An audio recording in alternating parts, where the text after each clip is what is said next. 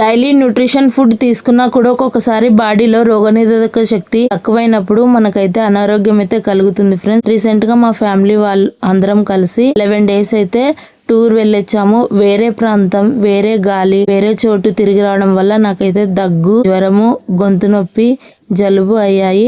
అప్పుడైతే నేను ఈ మిరియాల సూప్ అయితే చేసుకొని తాగాను. వెరీ టేస్టీగా ఉంది. ఇది వేడి వేడి అన్నంలో వేసుకొని తింటే గొంతు నొప్పి అనేది ఇట్లే తగ్గిపోతుంది ఫ్రెండ్స్.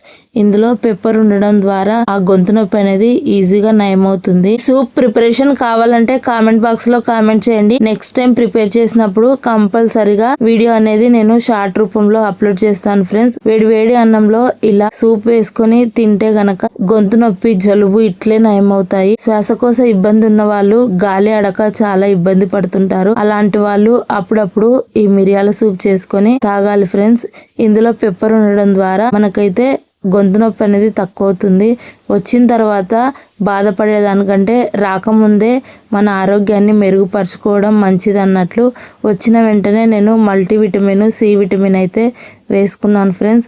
వీటిని వాడడం ద్వారా రోజువారీ మనకి విటమిన్స్, మినరల్స్ అనేది లభిస్తాయి.